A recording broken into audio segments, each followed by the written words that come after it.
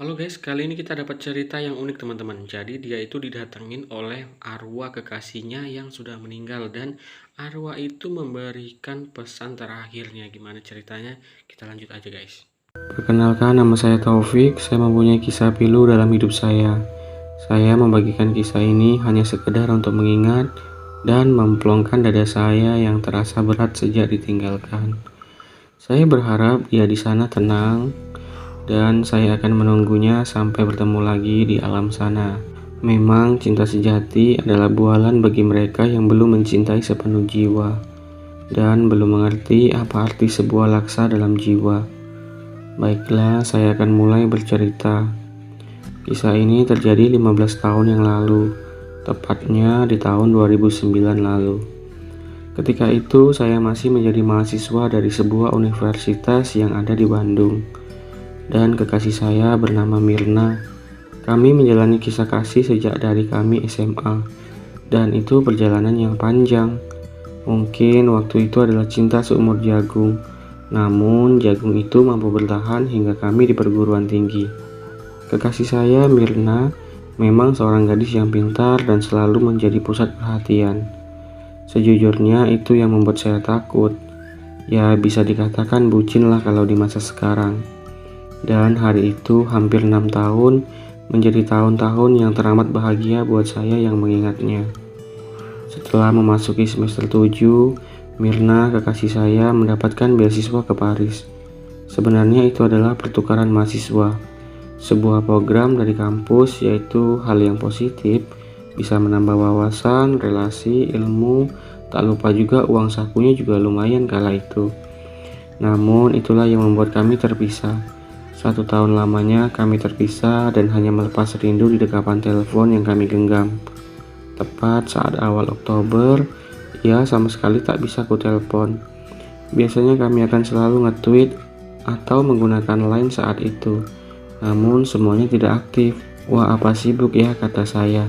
Saya terus berpikir positif, tak mau ada pikiran macam-macam. Saat itu saya belum mendapatkan kabar dari kampus atau keluarga, bahkan rekan-rekan kuliahnya. Saya pun masih menjalani hari seperti biasa dan mengikuti pelajaran seperti biasa. Pada sore hari, perasaan saya tiba-tiba tidak enak, seperti bingung saja. Padahal saya cuma mau ambil minum, tapi malah ke kamar mandi. Saya kenapa ini?" ujar saya. Lalu saya tiba-tiba terdiam menatap langit sore. "Kamu kemana, Ai?" kata saya dalam hati. Malam harinya, tepat pukul 11 malam, saya hubungi kembali. Karena perbedaan waktu kita, ketika saya telepon dan telepon itu tersambung. Lalu saya mengatakan, "Kok nggak bisa dihubungi, Ai?" kata saya kala itu. "Aku di pesawat," katanya. "Sekarang aku di depan rumahmu." What? Dalam hati saya. Saya pun bergegas keluar. Ya ampun, ternyata beneran dia dong. Dan siapa yang tidak rindu jika belahan jiwanya kembali? Ketika saya memeluknya, "Kok badanmu dingin banget?" "Iya, biasa perjalanan," katanya. "Oh iya, kata saya. "Ayo masuk dulu, saya buatkan teh hangat," kata saya kala itu. Saat itu orang tua saya berada di tempat paman, adik dari ayah saya. Ketika ke belakang sedang membuat air, saya sumringah sekali. Lalu HP Nokia saya bergetar. Lalu saya angkat dan yang menelpon adalah orang tua kekasih saya. Dia bilang, "Nak, kamu jangan sedih ya, dan jangan lupa juga dengan kami. Walau nanti kamu sama orang lain, kamu tetap anak kami." Halo, kata saya. "Kenapa, Bu?" "Halo, kenapa Ibu ngomongnya gitu?" "Tadi pihak kampus mengabari Mirna ditabrak mobil dan ia jatuh ke pinggir jalan dan baru ditemukan karena tertutup oleh barang. Ibu ini ada-ada saja. Mirna ada di tutut." Telepon itu terputus tiba-tiba. Lalu saya membawa air ke depan. Ketika saya suguhkan, dia bilang, "Fik, seandainya aku pergi lagi, kamu gimana?" "Aku ikut dong, Ai," kata saya. "Kalau seumpama tempat itu jauh gimana?" "Aku juga ikut." Sampai situ saya sumpah gak nge dan gak ngerti bener. "Fik, misalnya nanti aku pergi, kamu nyariin gak?" "Nyariin dong," kata saya sambil mencabut rokok. "Kamu kenapa sih?" kata saya. Aku mau pulang, Fik. Aku antar ya. Nggak usah, kamu kan habis jet lag, kata saya. Nggak apa-apa, katanya. Oh ya, Fik, coba lihat liontin kamu. Ini, kata saya. Simpen ya, Fik. Itu yang bakal ingetin kamu sama aku. Buset dah, kamu nih ngomong apa sih, seolah-olah kita mau kemana aja. Tak lama kemudian dia pegang tangan saya. Ya ampun, Ai, tangan kamu kayak es batu. Lalu dia tersenyum.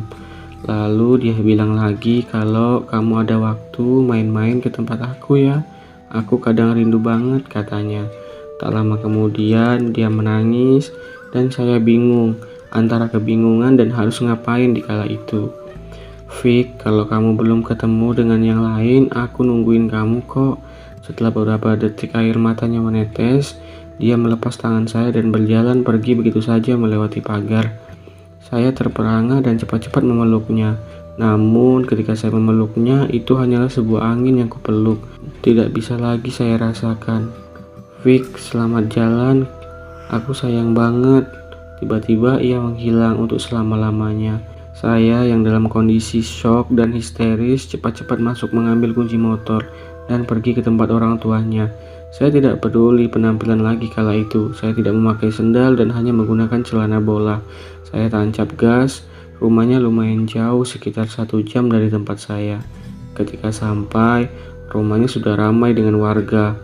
Motor cross saya tidak lagi saya parkirkan dan saya tabrakan di tanah kosong dan berlari menuju keramaian. Betapa terkejutnya saya ketika melihat ia terbaring kaku dan ada bapak-bapak berbaju taksi bandara melarang saya melihat lebih dekat. Mungkin dikira saya orang gila atau apa, karena saya berusaha untuk mendekati dengan histeris. Biarkan, Pak, biarkan. Hanya itu suara yang saya dengar kala itu. Saya bilang, tadi dia di rumah saya, Bu. Tadi dia di rumah, Bu, kata saya. Iya, kata ibunya. Ai, bangun, Ai. Setelah itu, saya tak sadarkan diri beberapa jam. Setelah itu, saya terbangun dan duduk di dekat pintu membelakangi mayatnya. Lalu, saya beranjak ke depan rumah memandangi jalan. Saya menghisap rokok sebatang dan menangis terseduh-seduh. Setelah itu, saya mulai mengikhlaskan dengan mengabari orang tua saya dan meminta izin untuk sementara waktu di situ. Sampai hari-hari tahlilan saya lewati. Saya terus mengingat ketika ia datang ke rumah. Ternyata ia hanya ingin mengabari saya bahwa ia akan pergi dan tak akan pernah kembali lagi. Itulah kisah saya ketika saya didatangi oleh kekasih saya yang saya benar-benar shock dan saya ingin kembali lagi. Rasanya mengulang masa lalu. Namun itu tidak mungkin lagi terjadi dan sampai detik ini saya tetap menjaga perasaan saya dan tetap mengunjungi kuburannya. Terkadang kami bertemu dalam mimpi dan ketika terbangun di situ saya kadang merintih seperti orang kedinginan, seperti orang kerinduan, seperti orang yang gelagapan. Tapi itulah cinta. Saya sulit mengungkapkannya.